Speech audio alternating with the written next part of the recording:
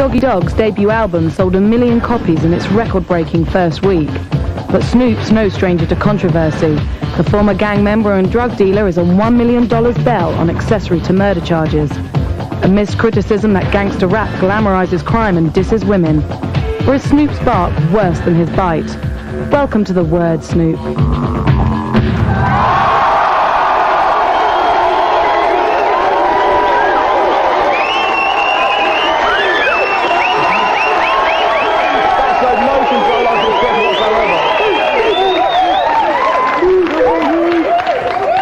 Snoop, thanks a lot for coming on. Easy, Snoop.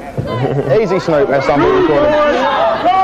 The more you shout out, the less I can talk to him, so if you want to hear him talk. But before we do talk, all the interviews I've seen you do, they've been talking about your case, which we can't talk about, and the other thing that people have been accusing you of is sexism in a big way. And what I want to do is sort this out once and for all, and meet Sharitha, who's Snoop's manager, who, as you'll see, is a woman. So, Sharitha? Independent woman, running her own business. Tell us if you think Snoop's sexist. No, he's not sexist at all. And do you ever see him treating women in any kind of disrespectful way at all? No, not at all. Obviously, you might be biased, but I think we have got... That is a fair enough opinion. Snoop chose Sharitha as his manager, and I think, hopefully, that'll put an end to all that sort of stuff. What was that you just put down there? Somebody threw that. Maybe we shouldn't talk about that. Very nice of him, whoever did that. So, since we last spoke, this is your first time in England. Obviously, you've been over here for a few days. What's been happening? Just been chilling, you know what I'm saying. Did a little show last night at the Equinox, you know what I'm saying. Try to do a little something for my fans out here in London. And that's your first live gig without Dre, isn't it? No, I did something without him before. That's my first international live gig without him. And how did it go?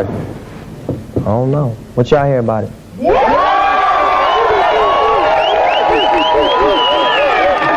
I heard nothing about it, to be honest. No, that's not true. You told me you were being treated like Elvis, people grabbing at you as you were going through the crowd and stuff. Yeah, they just wanted to touch me, though, you know what I'm saying? I ain't mad at them for that, because they don't get to see me, you know what I'm saying? So has it been really exciting coming over here? Yeah, it's been real cool. Everybody over here is straight. See? Everybody over here is straight. Not everyone, as you'll find out later on in the show. Well, I take your point. Oh, you're in for a big shock. Anyway, yeah, all the things that have been happening to you in the last sort of year or so must have been very exciting, but the thing that shocked me is how excited you were at just seeing a poster of Benny Hill in the studio. That's my homie. It's your homie? Benny Hill,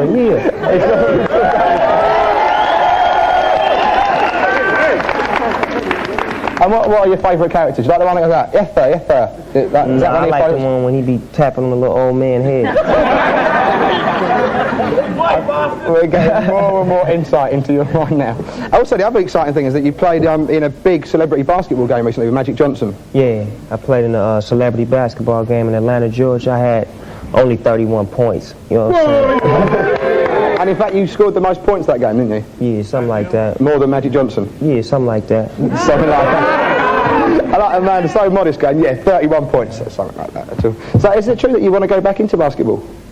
Maybe, maybe not. Depends on how much Robert De Niro's they offering. You know what I'm saying? Oh, De Niro. Exactly. I thought you were talking about getting into films. Any films? You ever thought about films? Yeah, I'm thinking about a film, but I mean, right now, my place is in music.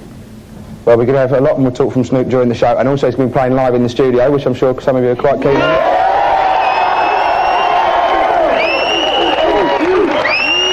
But before that, a report from Miami. Over there, the drug-related crime, especially in the schools, has taken a very strange twist, and Hufty's got an exclusive report. America's high schools are in the front line in the battle against crack. And in Florida, they came up with the most effective weapon yet. Any adult found in possession of drugs within 1,000 feet of a school faced 3 years in prison. Hundreds of arrests were made. The pushers were on the run. Last month, that law was suspended. My job is to rid the streets of this problem. I'm doing it under constitutional conditions, with proper control. Everything is doing fine, and this is their problem, not mine. It was the Florida Supreme Court who put a stop to Sheriff Navarro's way of keeping drugs away from school kids. Since 1989, undercover cops were selling crack cocaine at night within the 1,000-foot school zone. Buyers automatically received a minimum 3-year jail sentence after what were known as reverse sting arrests. But even more remarkably, the crack sold in these entrapment cases was actually manufactured by the Florida police. everything is done under perfect control. We take it out, we use it in the reverse things, then we bring it back, and it continues to be in evidence. Over a 3-year period, using confiscated cocaine with a purity of 97%, they created a crack mountain with a street value of at least $20 million. Plate, about 250 grams. It would make probably about $7,500. Operation Cradle reached its peak in 1991 when the undercover dealers were making 20 to 30 arrests a day, using their DIY crack as enticement. Come on, sir. This is just one more innovative way in which we are doing something out there to try to eliminate the problem. That's all. At first, the authorities allowed the sheriff's office to manufacture their own crack, but the Florida Supreme Court called it outrageous law enforcement conduct and threw out all convictions obtained with the homemade crack. Leon Williams served 2 years in prison until his conviction was overturned. Well, you could say it was partly my fault. And it was partly their fault for manufacturing the cocaine to sell it to me. He was arrested for possession of crack within the 1,000-foot boundary of Gillard High School in Fort Lauderdale. I don't want anyone to feel sorry for me. I just want some kind of compensation because I was lured into that situation. Leon's compensation hearing is a test case known in the States as a class action. I understand his case comes up for trial next week. And should he win as a registered representative for the entire class, it would mean the other hundreds of litigants similarly situated would win also.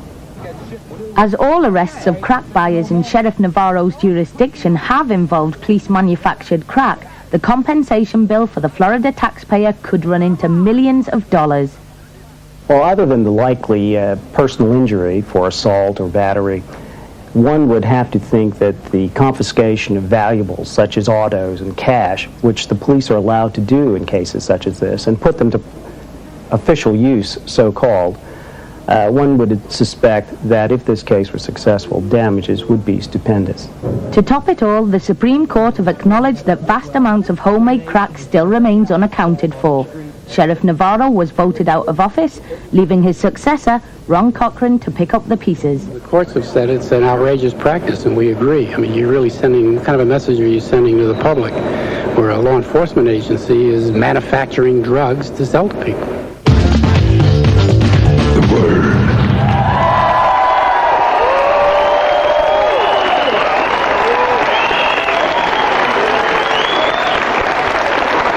Okay, that's enough, that's enough. So Snoop, that story had quite a lot of relevance to your life, I should imagine, because you've actually served time for crack dealing. Yeah, I mean, I ain't ashamed of it, you know what I'm saying? Something like that case that took place on that TV screen, you know, undercover police and that type of thing. But like he said, the police is distributing the drugs, so how is that a crime when the police is distributing the drugs, you know what I'm saying? Obviously, your case was, well, that was the point of the whole piece, but your case was slightly different. No, it wasn't slightly different, it was just like that. Well, the police didn't give you the crack for a start, did they?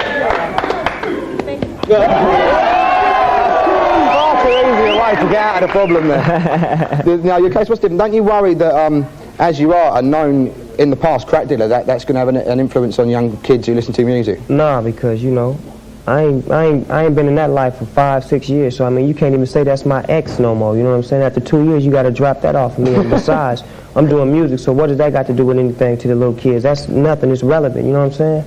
The music is what's important.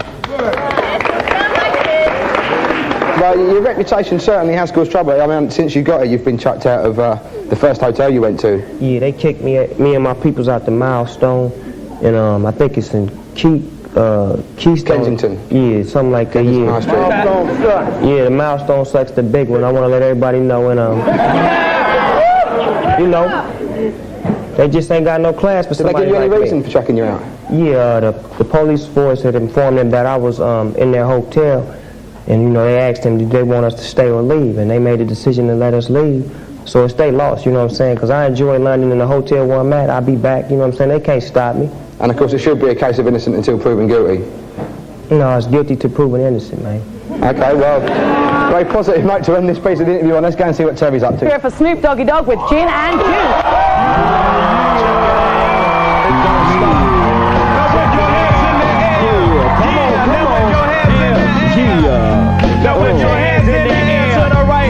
Consider this is just a small introduction to the G-Funk era. Every day of my life I take a glimpse in the mirror and I see little G's trying to be like me. Ever since I put it down with the D, check it out. With so much drama in the LBC, it's kinda hard being Snoop D-O double G. But I somehow, some way keep coming up with funky ass hits like every single day. Maybe I kick a little something for the G's and make a few ends as I breeze through. 2 in the morning and the party still jumping cause my mama ain't home. I got some freaks in the living room getting it on and they ain't leaving till 6 in the morning. So what you wanna do? I got a pocket full of rubbers and my homeboys do too. So turn off the lights and close the doors. But we don't love them, no. So we gon' blow an ounce to this. G's up, freeze up for a second now, bounce to this.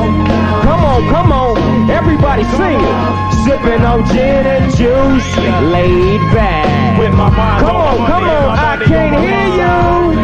Come on, I'm just rolling. And I'm laid back.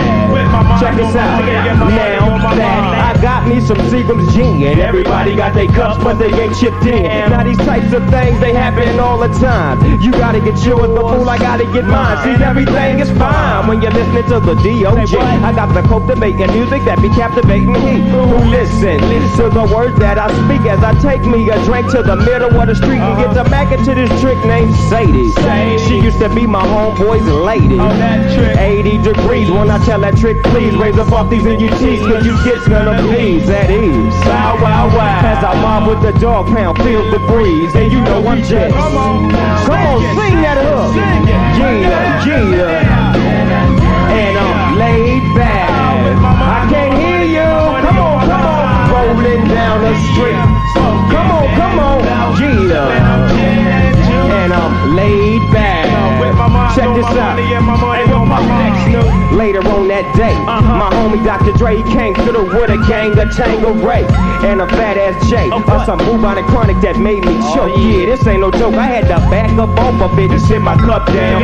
Tango Ray and chronic, yeah, I'm toe down now. But it ain't no stopping, cause I'm still popping. And Dre got some freaks from the city of Compton to serve me, not with a cherry on top. Cause when I get through, I got to shake the dope spot. Don't get upset, girl, that's just how it goes. I don't love them, no, I'm out the dope. And I'll be. Come on, sing that. Come on. Yeah, laid back. I can't hear you. I'm just rolling down the street, smoking